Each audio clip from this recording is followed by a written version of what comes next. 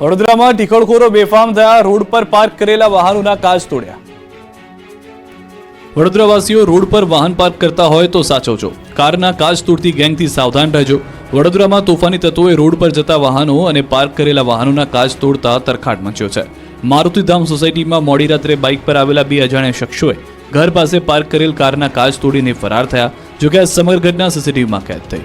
કારના માલિક જિગ્નેશ પટેલે બાપોદ પોલીસ મથકમાં ફરિયાદ નોંધાવી। દ્રશ્યોમાં જોઈ શકાય છે કે આ શખ્સોના હાથમાં મોટા મોટા પથ્થર છે, જે વાહન નીકળે છે તેના પર પથ્થર ફેંકે છે। પોલીસે સીસીટીવીના આધારે તપાસ હાથ ધરી છે। અમદાવાદના જમાલપુરમાં ગેરકાયદે ખડકી દેવાયેલું બિલ્ડિંગ તોડી પડાયું, કોંગ્રેસ એમએલએ સહિતનાનો વિરોધ। અમદાવાદના જમાલપુરમાં ગેરકાયદે ખડકી દેવાયેલી બિલ્ડિંગને તોડી પાડવામાં આવી છે। શહેરના દાણાપીઠ વિસ્તારમાં મ્યુનિસિપલ કોર્પોરેશનની મુખ્ય ઓફિસની સામે જ 6 માળના ગેરકાયદે બાંધકામના 2 માળને મધ્ય ઝોનના એસ્ટેટ વિભાગ દ્વારા તોડવાની કામગીરી શરૂ કરવામાં આવી। 8 ફ્લેટ તોડી પડાશે। સલમાન એવન્યુ બિલ્ડિંગના 4 માળમાં લોકો રહે છે, જ્યારે 1 માળ હાલ ખાલી છે। ત્યારે એઆઈએમઆઈએમના 2 કોર્પોરેટર દ્વારા આસિસ્ટન્ટ મ્યુનિસિપલ કમિશનર મિલન શાહને ઘેરીને દબાણ રોકવાનો પ્રયાસ કરાયો। ઘટનાને પગલે એસપી, 2 પીઆઈ અને 100થી વધુ પોલીસ જવાનો ચુસ્ત બંદોબસ્ત વચ્ચે હાલ ડિમોલિશન કાર્ય કરી રહ્યા છે। પુરાતત્વ વિભાગની ખોટી એનઓસી મેળવીને 6 વર્ષ પહેલા સલમાન એવન્યુ બિલ્ડિંગના 2 માળ ઊભા કરી દેવામાં આવ્યા હતા। 6 વખત બિલ્ડિંગને ગેરકાયદેસર બાંધકામ બાબતે સીલ કરી હોવા છતાં પણ તેનો વપરાશ ચાલુ રાખવામાં આવતા સવારે મધ્ય ઝોનના એસ્ટેટ વિભાગ દ્વારા 100થી વધારે પોલીસ કર્મચારીઓ અને ફાયર બ્રિગેડના ચુસ્ત બંદોબસ્ત વચ્ચે મકાન ખાલી કરાવી પ્રક્રિયા શરૂ કરવામાં આવી હતી। જે દરમિયાન એક મહિલાની તબિયત ખરાબ થતાં 108 મારફતે સારવાર માટે હોસ્પિટલ ખસેડવામાં આવ્યા છે। કામગીરી શરૂ કરવાની સાથે જમાલપુર વોર્ડના એઆઈએમઆઈએમના કોર્પોરેટર મુસ્તાક ખાદીવાલા અને જમાલપુર વિધાનસભા કોંગ્રેસના ધારાસભ્ય ઇમરાન ખેડાવાલા પણ સ્થળ પર ઉપસ્થિત રહ્યા હતા। 22મી ડિસેમ્બરે એસટીઆઈ વર્ગ 3ની ભરતીની પરીક્ષા, 754 કેન્દ્ર પર લેવાશે પરીક્ષા।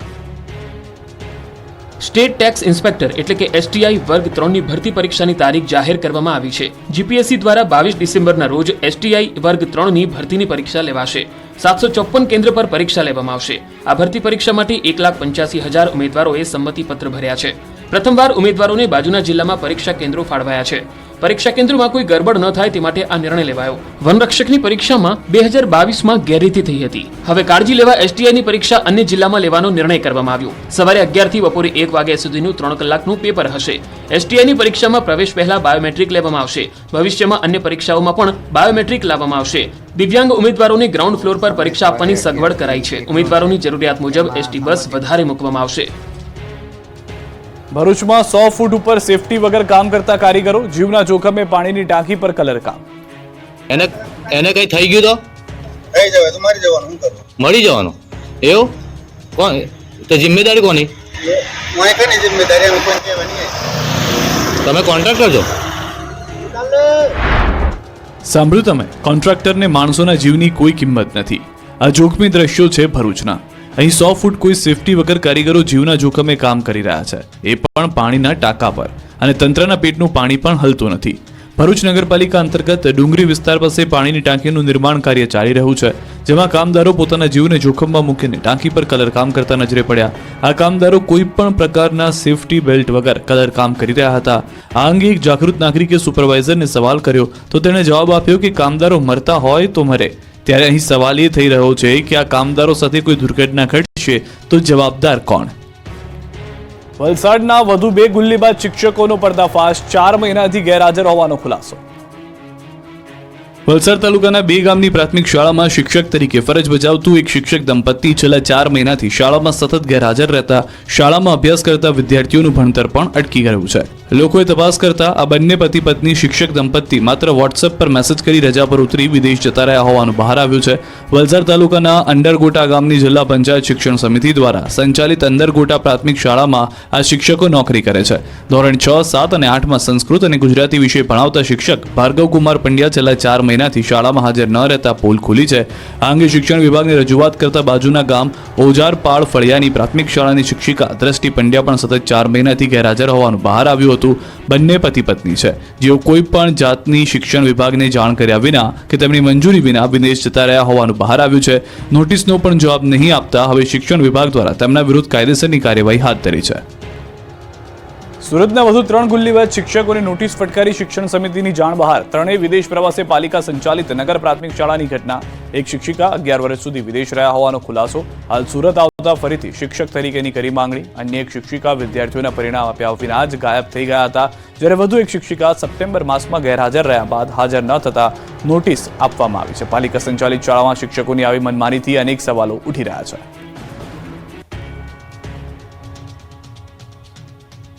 સત્તાધાર આપાગીગાના મહંત વિવાદમાં વિજય ભગતનો ઘટસ્ફોટ. જૂનાગઢમાં આપાગીગાની જગ્યા સત્તાધારના મહંત વિજય ભગતનો વિવાદ શમવાનું નામ નથી લઈ રહ્યો. સત્તાધાર વિવાદમાં હવે મેંદરડાના ખાકીમઢીના મહંતની એન્ટ્રી થઈ. સુખરામદાસ બાપુ વિજય બાપુના સમર્થનમાં આવ્યા. સુખરામ બાપુએ વિજય બાપુ પરના આક્ષેપોને ફગાવ્યા. સાથે જ આવી પવિત્ર જગ્યાને કેટલાક લોકો બદનામ કરી રહ્યા હોવાનો દાવો કર્યો. સત્તાધારને બદનામ કરતા ખોટા નિવેદનો ન કરવાની બાપુએ ચેતવણી પણ આપી. સત્તાધારના મહંત વિજય ભગત પર તેમના ભાઈ નીતિન ચાવડાએ વ્યાભિચાર સહિતના ગંભીર આક્ષેપો કર્યા છે. જોકે વિજય ભગતે આક્ષેપોને ફગાવ્યા છે અને સમાજને ગેરમાર્ગે દોરવામાં આવી રહ્યો હોવાનું નિવેદન આપ્યું. બીજી તરફ સમગ્ર વિવાદ મામલે ભાવનગરમાં નીતિન ચાવડાના ઘરે વિસાવદર પોલીસ નિવેદન માટે પહોંચી હતી. નીતિન ચાવડાનું નિવેદન લીધું છે, જેના ગંભીર આક્ષેપોથી ચકચાર મચી છે. એ અપેક્ષા છે કે એના બધા ગોરખ ધંધા બંધ કરી દે, ધાક ધમકા પણ બંધ કરી દે. એની દુઃખ તિરક મારી પાસે ઘણી બધી છે. એના જે કૌભાંડો મારી ભેગો 14 વર્ષ રહ્યો છે માણા, મેં એને જ ભણાવ્યો છે. એ પાયા વિહોણા આક્ષેપો છે, એકદમ પ્રલોભન અને એને કઈક લાલચ છે, કઈ પણ એ સમય જતા અમે આપશું. સત્તાધારને જે લોકો બદનામ કરવાની કોશિશ કરી રહ્યા છે ને, એ લોકોને અમે વિનંતી કરીએ છીએ કે તમે આસ્થાને સાથે ચેડા ના કરો. વડોદરા પાસેથી ગેસ રિફિલિંગ કૌભાંડ ઝડપાયું. સુપરવાઇઝર અને માલિક સહિત 10ની ધરપકડ. વડોદરાના રણોલી વિસ્તારમાંથી પોલીસે ગેસ રિફિલિંગ કૌભાંડનો પર્દાફાશ કરી 10 જણને ઝડપી પાડ્યા છે. રણોલી ખાતે ઇન્ડિયન ગેસ એજન્સીના ગોડાઉનની યાર્ડમાં ચાલતું હતું કૌભાંડ. શ્રીનાથજી ભારત ગેસ એજન્સીના સુપરવાઇઝર અને અન્ય કેટલાક લોકો કમર્શિયલ ગેસ સિલિન્ડરમાંથી પાઇપ વડે ગેસ કાઢી ખાલી બોટલો ભરતા. આ અંગેની ફરિયાદ મળતા એસઓજીએ રેડ પાડી. પોલીસે ઘટના સ્થળેથી ગેસ સિલિન્ડરોના મોટા જથ્થા સાથે સુપરવાઇઝર મયુદ્દીન બેલીમ સહિત 10ને ઝડપી પાડ્યા, જ્યારે સૂત્રધાર હિરેન મહેતાને વોન્ટેડ જાહેર કર્યો. તમામ કર્મચારીઓને રંગે હાથે ઝડપી પાડ્યા. ત્યારે 166 જેટલા ગેસના બોટલ સહિત 7 લાખનો મુદ્દામાલ જપ્ત કરી કાર્યવાહી કરાઈ છે. બીઝેડ ગ્રુપ પર તવાઈ બાદ અરવલ્લીમાં અન્ય ઠગબાજ કંપનીઓને લાગ્યા તાળા. બીઝેડ બાદ અરવલ્લી જિલ્લામાં વધુ 2 કંપનીઓએ ઉઠામણું કરી લીધું. જિલ્લામાં પોન્ઝી સ્કીમનો રાફડો ફાટ્યો છે, ત્યારે મોડાસામાં 2 કંપનીઓ ઉઠામણું કરીને ફરાર થઈ ગઈ. મોડાસા બાયપાસ રોડ પર આવેલી ઓમટેક અને AR કન્સલ્ટન્સીએ ઉઠામણું કરી લીધું, જેના કારણે રોકાણકારોને કરોડ રૂપિયાનો ચૂનો લાગ્યો. બીઝેડ સ્કેમ બાદ સંચાલકો પુરાવાનો નાશ કરી ભૂગર્ભમાં ઉતરી ગયા. ત્યારે હવે વધુ 2 કંપનીના શટરને તાળા મારી સંચાલકો ફરાર થઈ જતા રોકાણકારોમાં ખળભળાટ મચી ગયો. આ કંપનીઓ રોકાણકારોને 5 થી 22% સુધી વ્યાજ આપતી હોવાની લોકમુખે ચર્ચા છે. કંપનીએ રોકાણકારોને મોબાઈલ સહિતની મોંઘીદાટ ગિફ્ટ આપ્યાના ફોટોગ્રાફ પણ વાયરલ થયા છે. ન્યૂઝ 18ની ટીમ મોડાસાના બાયપાસ રોડ પર આવેલી ઓમટેક કંપની ખાતે પહોંચી અને તપાસ કરતા કંપનીની ઓફિસના શટરને તાળું જોવા મળ્યું. ઓમટેક બાદ AR કન્સલ્ટન્સીની ઓફિસ પર પહોંચીને પણ તપાસ કરવામાં આવી. જોકે ઓમટેક કન્સલ્ટન્સીના માલિકો શટરને કલર મારી અને તાળાબંધી કરી રાતોરાત ફરાર થઈ ગયેલા નજરે પડ્યા. જામખંભાળિયા યાર્ડ મગફળીથી છલકાયું. 3 દિવસ માટે આવક બંધ કરી. દ્વારકાના જામખંભાળિયાનું યાર્ડ મગફળીથી જામ થઈ ગયું. મોટી સંખ્યામાં ખેડૂતો પોતાનો માલ લઈને આવતા યાર્ડમાં મગફળીના ઢગલા થયા. એક જ દિવસમાં લાખો ગુણીની આવક થઈ, પણ ઓછા ભાવ મળતા ખેડૂતોને રડવાનો વારો આવ્યો. કેમ કે ખેડૂતોને ગયા વર્ષે મગફળીના ભાવ 1300 થી 1400 મળતા હતા, પરંતુ આ વર્ષે મગફળીના ભાવ 800 થી 1000 સુધીના થઈ જતા એક મણ દીઠ 400 થી 500 રૂપિયા સુધીની ખોટ આવી રહી છે, જે ખેડૂતોને પોસાય તેમ નથી. હાલ ખેડૂતોને રૂપિયાની જરૂર હોવાથી નીચા ભાવે પણ મગફળી વેચવા મજબૂર બન્યા છે. જોકે ટેકાના ભાવે મણના 1358 રૂપિયા મળે છે, પણ એક ખેડૂત પાસેથી 200 મણની ખરીદી કરવામાં આવે છે. વધારાની મગફળી ખેડૂતોને માર્કેટ યાર્ડમાં જ વેચવી પડે છે, એટલે ખુલ્લી બજારમાં મગફળીની ચિક્કાર આવક થતાં મગફળીની આવક બંધ કરવી પડી હતી. આવકમાં વધારો હોવાને કારણે માર્કેટ યાર્ડમાં નવી આવક 3 દિવસ પૂરતી બંધ કરવામાં આવી છે. કાતિલ ઠંડીથી જૂનાગઢના શાકભાજી ઘઉંની ખેતી કરતા ખેડૂતો પરેશાન. બહુ રાહ જોડાવ્યા બાદ શિયાળાએ તોફાની બેટિંગ શરૂ કરી છે. કાતિલ ઠંડી કહેર મચાવી રહી છે. ઠંડીનું જેમ જેમ જોર વધી રહ્યું છે તેમ તેમ ખેડૂતોની મુશ્કેલી વધી રહી છે, કેમ કે ઠંડી વધતા ઘઉં અને શાકભાજી સહિતના પાક પર અસર પહોંચી છે. જૂનાગઢ જિલ્લામાં લઘુત્તમ તાપમાન 10 થી 12 ડિગ્રી જેટલું નોંધાઈ રહ્યું છે. ઠંડીએ જોર પકડતા ઘઉં, ચણા સહિતના પાકો પર અસર પડે તેવી સંભાવના છે. ઘઉંનું વાવેતર થોડું મોડું થયું છે, તેની વૃદ્ધિ પર અસર થઈ શકે છે. તો બીજી તરફ ચણાના પાકને આ વાતાવરણ ખૂબ અનુકૂળ હોવાથી ફાયદો થશે, સારી વૃદ્ધિ જોવા મળશે. પરંતુ શાકભાજીના પાક પર થોડી ઘણી વિપરીત અસર થઈ શકે છે, કારણ કે શાકભાજીમાં ફૂલ તેમજ ફળ આવવાની ગતિ ધીમી થઈ ગઈ છે. કૃષિ નિષ્ણાંતોના મતે જો ખેડૂતો સવાર અને સાંજે પિયત આપે તો લઘુત્તમ તાપમાનની અસર ઓછી થઈ શકે. ભાવનગરમાં શિમલા જેવું વાતાવરણ ઊભું કરીને યુવા ખેડૂતે કરી કરામત. મરચાની ખેતીથી કરે છે લાખોની કમાણી. ભાવનગરમાં શિમલા જેવું વાતાવરણ ઊભું કરીને યુવા ખેડૂતે અનોખી ખેતી કરી લાખોની કમાણી કરી. ભાવનગર પાસેના અંધારવાડિયામાં રહેતા પરિવારે આધુનિકતા અપનાવીને ખેતી કરી લાખોની કમાણી કરી. અંધારિયાવાડમાં રહેતા યુવા ખેડૂત કિશોર વેગડે શિમલા મિર્ચ અને ખીરા કાકડીની આધુનિક પદ્ધતિથી ખેતી કરી ખેડૂતોને નવી રાહ ચીંધી. પોતાની ખેતી પદ્ધતિએ સારી હોટલમાં ફૂડ બનાવવા સ્પેશિયલ ક્વોલિટીના શાકભાજીનું ઉત્પાદન કરે છે અને સ્પેશિયલ કેટેગરીના ઓર્ડર મારફત સારી કમાણી કરી રહ્યા છે. વર્ષ 2023થી શિમલાના લાલ, પીળા અને લાલ મરચાનું વાવેતર તેઓ કરી રહ્યા છે. ડોમમાં શિમલા મરચા અને ખીરા કાકડીનું વાવેતર કરે છે. આ બધી આધુનિક ખેતી કરવાથી તેમને લગભગ 10 થી 12 લાખ રૂપિયાની આવક મળે છે. યુટ્યુબના માધ્યમથી અલગ અલગ જગ્યાની અલગ અલગ ખેતી નિહાળી અલગ ખેતી કરવાનો વિચાર આવ્યો. રાજકોટની ભાગોળે બનનાર ઉમિયાધામનું સીએમના હસ્તે ખાતમુહૂર્ત. રાજકોટની ભાગોળે આવેલા જશવંતપુરામાં ન્યારી નદી કાંઠે કડવા પાટીદાર સમાજ કુળદેવી ઉમિયા માતાજીના ભવ્ય મંદિરનું નિર્માણ કરવામાં આવનાર છે. મુખ્યમંત્રી ભૂપેન્દ્ર પટેલ દ્વારા આ મંદિરનું ખાતમુહૂર્ત કરવામાં આવ્યું. આ પ્રસંગે અધ્યક્ષ તરીકે કડવા પાટીદારના નિજ મંદિર એવા ઊંઝા મંદિરના પ્રમુખ બાબુભાઈ જમનાભાઈ પટેલ સહિત રાજકોટ જિલ્લાના ત્રણેય કેબિનેટ મંત્રી રાઘવજી પટેલ, કુંવરજી બાવળિયા અને ભાનુ બાબરિયા તેમજ સાંસદ પુરુષોત્તમ રૂપાલા, સિત્સર મંદિરના ચેરમેન મૌલેશભાઈ ઉકાણી અને ગુજરાતના પૂર્વ નાયબ મુખ્યમંત્રી નીતિન પટેલ મુખ્ય મહેમાન તરીકે હાજર રહ્યા. મહત્વનું છે કે અયોધ્યામાં રામલલ્લાનું મંદિર બનાવવા માટે જે પથ્થરનો ઉપયોગ કરાયો છે એ જ ગુલાબી પથ્થરનો ઉપયોગ માં ઉમિયાના મંદિરના નિર્માણમાં કરાશે. મંદિર ક્યાંય પણ લોખંડનો ઉપયોગ વગર બનશે. જસવંતપુરમાં કુલ 12 એકર જગ્યામાંથી 2 એકર વિસ્તારમાં માતાજીનું મંદિર બનશે. અહીં માં ઉમિયા ઉપરાંત રાધાકૃષ્ણ અને મહાદેવની મૂર્તિનું પણ સ્થાપન કરાશે. અંદાજે 4 વર્ષમાં ભવ્ય મંદિર બનીને તૈયાર થશે. આ મંદિરનું બાંધકામ 1000 વર્ષ સુધી ટકી રહે તેવું હશે. 71 ફૂટ ઊંચું નાગરાદી શૈલીનું પ્રાચીન ઉમિયા માતાજીનું દિવ્ય શિખરની લંબાઈ 170 ફૂટ રહેશે, પહોળાઈ 130 ફૂટ રહેશે. 5 ફૂટ ઊંચો તેમનો ઘુમ્મટ હશે. મુખ્ય મંદિરની પરિક્રમા થઈ શકે તેવો કોરિડોર બનાવવામાં આવશે. 300 કલા મંદિર સ્તંભો, દેવ સ્વરૂપ, દેવી દેવતાઓની મૂર્તિઓ કંડારવામાં આવશે. કડવા પાટીદારોની આસ્થાના કેન્દ્ર સમાન આ મંદિરની ઝલક પણ જુઓ. અમદાવાદમાં પાલતુ શ્વાન રાખવું હોય તો રજીસ્ટ્રેશન ફરજિયાત. ફી પુરાવા સાથે પ્રક્રિયાની ડેડલાઇન પણ નક્કી. જો તમે પણ પાલતુ શ્વાન રાખવાના શોખીન છો તો ફી ચૂકવવા તૈયાર રહેજો, કારણ કે એએમસીના CNCD વિભાગ દ્વારા માર્ગદર્શિકા જાહેર કરાઈ છે, જેમાં હવેથી પાલતુ શ્વાન રાખવા માટે 200 રૂપિયા ફી ભરી નોંધણી કરવી પડશે. આ પ્રક્રિયા ઓનલાઈન રહેશે. 1 જાન્યુઆરીથી એએમસીની સાઇટ પર નોંધણી પ્રક્રિયા શરૂ થશે, જેમાં અરજદારે કેટલાક પુરાવા આપવાના રહેશે. અરજદારનું Aadhaar card, tax bill, light bill, અરજદારનો ફોટો, પાલતુ શ્વાનનો ફોટો, પાલતુ શ્વાન રાખવાની જગ્યાનો ફોટો આપવાનો રહેશે. 1 જાન્યુઆરીથી 90 દિવસમાં નોંધણી પ્રક્રિયા કરવી પડશે. એટલું જ નહીં, પાલતુ શ્વાનનું રસીકરણ ફરજિયાતપણે કરવું પડશે. આમ અમદાવાદમાં પાલતુ શ્વાનનું રજીસ્ટ્રેશન ફરજિયાત બનાવાયું છે, જેથી પાલિકા પાસે તમારા પાલતુ શ્વાનની તમામ માહિતી ઉપલબ્ધ રહેશે. સુરતમાં વરરાજાને લગ્ન 1 દિવસ પહેલા જેલમાં જવું પડ્યું. લગ્નના મંડપમાં જતા પહેલા વરરાજાને જેલની હવા ખાવી પડી. ઘટના બની સુરતમાં. થયું એવું કે રાંદેર વિસ્તારમાં લગ્ન પ્રસંગને લઈને એક લગ્ન માટે બુક કરાવેલા ટુંબી હોલમાં લગ્નમાં આવેલા મહેમાનો અને જેમના લગ્ન હતા તે યુવાન સહિતના લોકો જુગાર રમતા હતા. આ અંગેની પોલીસને જાણ થતા પોલીસે જુગારધામમાં રેડ પાડી રંગમાં ભંગ પાડ્યો હતો. જુગાર રમતા વરરાજા સહિત 13 કુટુંબીજનોને પકડી પાડ્યા હતા. પોલીસે 76,000 રોકડા અને મોબાઈલ મળી 2 લાખથી વધુનો મુદ્દામાલ કબજે કર્યો હતો. સૌથી ચોંકાવનારી વાતો એ છે કે વરરાજા નવાઝ શરીફ કાંગડાના આવતીકાલે લગ્ન છે, તે પહેલા જેલમાં જવું પડ્યું. જો કે વરરાજા નવાઝ શરીફ કાંગડાના અને તેના ભાઈને અપાયા છે જામીન. ટંકારાના જુગારધામ તોડકાંડમાં પોલીસ કર્મીઓ સામે નોંધાયો ગુનો. 51 લાખનો કર્યો હતો દંડ. મોરબી જિલ્લાના ટંકારાના રિસોર્ટમાં જુગારનો દરોડા પાડી કેસ નોંધી અને પછી આરોપીને સવલત આપવા અને તેમની મીડિયા સમક્ષ ઓળખ છુપાવવાના નામે તોડ પ્રકરણમાં પીઆઈ YK ગોહિલને હેડ કોન્સ્ટેબલ મહિપતસિંહ સોલંકી વિરુદ્ધ સ્ટેટ મોનિટરિંગ સેલ દ્વારા ગુનો નોંધવામાં આવ્યો છે, તેમજ બંનેને સસ્પેન્ડ પણ કરી દેવામાં આવ્યા છે. આ ઘટનાને પગલે મોરબી જિલ્લા પોલીસ બેડામાં ખળભળાટ મચી ગયો છે. કેસ કર્યા બાદ 51 લાખ રૂપિયાનો તોડ કરવાનો આ પ્રકારનો રાજ્યમાં પ્રથમ ગુનો મોરબીમાં નોંધાયો છે. હકીકતમાં પીઆઈ ગોહિલની સામે જ્યારે મોરબી જિલ્લામાં ખાતાકીય તપાસ શરૂ થઈ છે ત્યારે તે માંદગીની રજા પર ઉતરી ગયા હતા. મોરબીના ટંકારા તાલુકાના લજાઈ પાસે આવેલ હોટલમાં જુગારની રેડમાં કરવામાં આવતી હતી અને તેમાં લાખો રૂપિયાનો તોડ કરવામાં આવ્યો હોવાની ચર્ચા ચાલી રહી છે.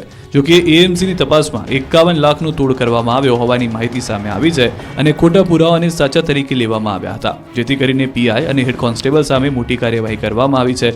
બંને ભ્રષ્ટાચારી પોલીસ કર્મચારીઓ પર ગાળિયો કસાયો છે. સમગ્ર મામલાની તપાસ લીંબડી ડીવાયએસપી વિશાલ રબારીને સોંપાઈ છે.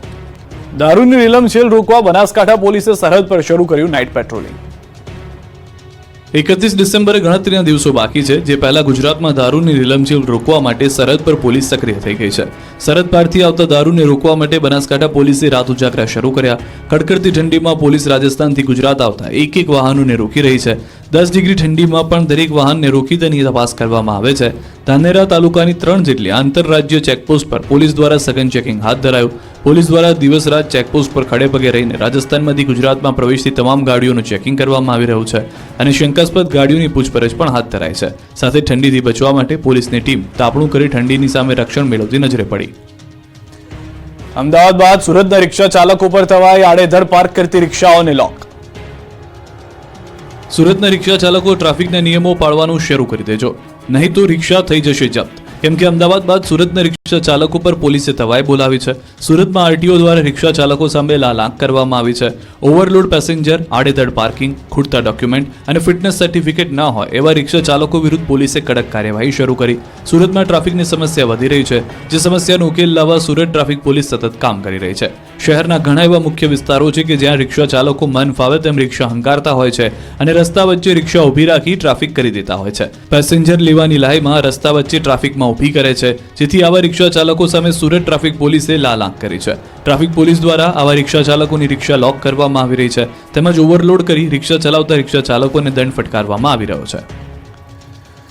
ભારતના સૌથી મોટા રિટેલર રિલાયન્સ રિટેલ લિમિટેડે 6 સ્વદેશી બનાવટના made for India home theatre LED ટીવીની રેન્જ લોન્ચ કરી છે, જેને ઓડિયો ઇક્વિપમેન્ટ સ્પેશિયાલિસ્ટ હરમન સાથે ભાગીદારીમાં તૈયાર કરાઈ છે. BPL બ્રાન્ડ હેઠળ લોન્ચ કરાયેલા આ ટીવીને ખાસ બનાવટના સ્પીકર મોડ્યુલ્સ દ્વારા સર્વોત્તમ ઓડિયો અનુભૂતિની પ્રાપ્તિ માટે તૈયાર કરાયેલા છે. બજારમાં high quality, high definition digital સામગ્રીને જે તેજ ગતિએ ફેલાવો થઈ રહ્યો છે, તેને કારણે ઉપભોક્તાઓ પણ એવા ટીવીને શોધી રહ્યા છે કે જે અભૂતપૂર્વ ઓડિયો આઉટપુટ અને રસ તરબોળ કરી દે અને તેવી પિક્ચર ક્વોલિટી દ્વારા એક નવીનતમ મનોરંજનની અનુભૂતિ પૂરી પાડે. રિલાયન્સ રિટેલે હરમનના સહકારથી તેની પ્રાયોરિટરી ઓડિયો FX ટ્યુનિંગ સોફ્ટવેર દ્વારા તદ્દન નવી BPL હોમ થિયેટર રેન્જને લોન્ચ કરી છે. આ રેન્જને 4 AI અલ્ગોરિધમની શક્તિ પ્રાપ્ત છે, જે બહોળા ફલકનો ઓડિયો પૂરો પાડવા સુસંગત રીતે કામ કરે છે. આ ઉપરાંત તે અસાધારણ ક્લેરિટી સાથે નાનામાં નાના દ્રશ્યોને પણ કેપ્ચર કરી દેખાડે છે.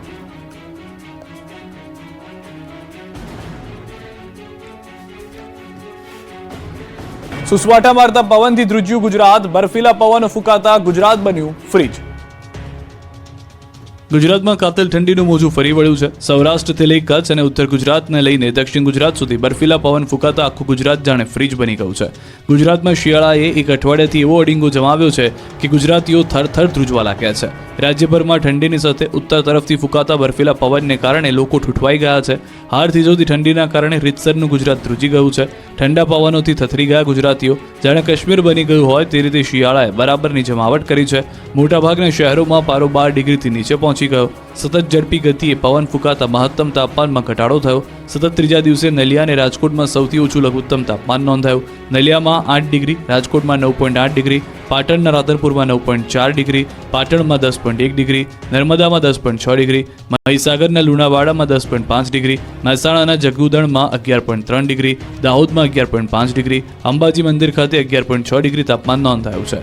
તો અમદાવાદ તો જાણે હિલ સ્ટેશન બની ગયું. શહેરમાં વહેલી સવારથી જ ઉત્તર અને ઉત્તર પૂર્વ દિશા તરફથી પવન ફૂંકાઈ રહ્યા છે, જેની ગતિ 15 થી 20 કિલોમીટર પ્રતિ કલાકની ઝડપ છે અને વધુ તેજ પવન ફૂંકાતા આ ગતિ 25 કિલોમીટર પ્રતિ કલાક સુધી પણ પહોંચી શકે છે. વહેલી સવારથી જ ઠંડા પવન ફૂંકાતા પારો 13 ડિગ્રીએ પહોંચી ગયો હતો. હજુ અઠવાડિયું કાતિલ ઠંડીમાં ઠૂઠવાવા માટે તૈયાર રહેવું પડશે, એટલે ગરમ વસ્ત્રોમાં લપેટાયેલા જ રહેજો. આ તરફ હિલ સ્ટેશન માઉન્ટ આબુમાં કાતિલ ઠંડીએ કહેર વર્તાવ્યો. માઉન્ટ આબુમાં તાપમાનનો પારો -5 ડિગ્રીએ પહોંચ્યો. માઉન્ટ આબુમાં અનેક સ્થળોએ બરફની સફેદ ચાદર છવાઈ. પાર્ક કરેલી કાર ઉપર પણ બરફના થર જામ્યા.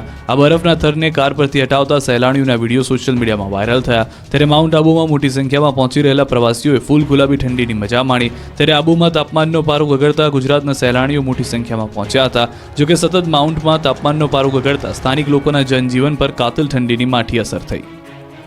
ઉત્તર ગુજરાત બન્યું નકલી ખાદ્ય ચીજોનું એપી સેન્ટર. નકલી ઘી અને નકલી વરિયાળી પકડાઈ. નકલી વસ્તુઓની ભરમાર વચ્ચે હવે ઉત્તર ગુજરાતનું મહેસાણા હોય કે કડી, બનાસકાંઠા હોય કે પાટણ, બધા જ શહેરો જાણે નકલી વસ્તુઓના એપી સેન્ટર બની ગયા છે. કૌભાંડનું ઝોન બની ગયેલા ઉત્તર ગુજરાતમાં હવે નકલી વસ્તુનો રાફડો ફાટ્યો છે. લોકોના સ્વાસ્થ્ય સાથે ચેડા કરતા માફિયાઓએ માજા મૂકી છે. 2 રૂપિયા કમાવાની લાલચમાં નકલીનો ખેલ કરતા લોકો પર તંત્રએ તવાઈ બોલાવી છે. પાટણમાં ઘીના સેમ્પલ ફેલ નીકળ્યા છે. પાટણના સિદ્ધપુર જીઆઈડીસીમાંથી પકડાયેલા ઘીના નમૂનાના પૃથ્થકરણમાં મોટો ખુલાસો થયો છે. આ ઘીના નમૂના ફેલ થયા છે. અગાઉ 5500 કિલો ઘીનો જથ્થો ફૂડ એન્ડ ડ્રગ્સની ટીમે ઝડપી પાડ્યો.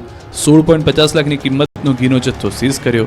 4 માસ અગાઉ ઝડપાયો હતો ઘીનો જથ્થો. ઘીમાંથી વેજીટેબલ ઓઇલની ભેળસેળ મળી આવી.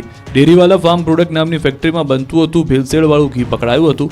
ભેળસેળવાળું ઘી હોવાનો રિપોર્ટ આવતા ફેક્ટરી માલિક સામે કાર્યવાહી કરાશે. તો મહેસાણાના ઊંઝામાંથી અખાદ્ય વરિયાળીનો જથ્થો પકડાયો છે. ખાસ વાત એ છે કે આ વરિયાળી પર લીલો રંગ ચડાવાતો હતો.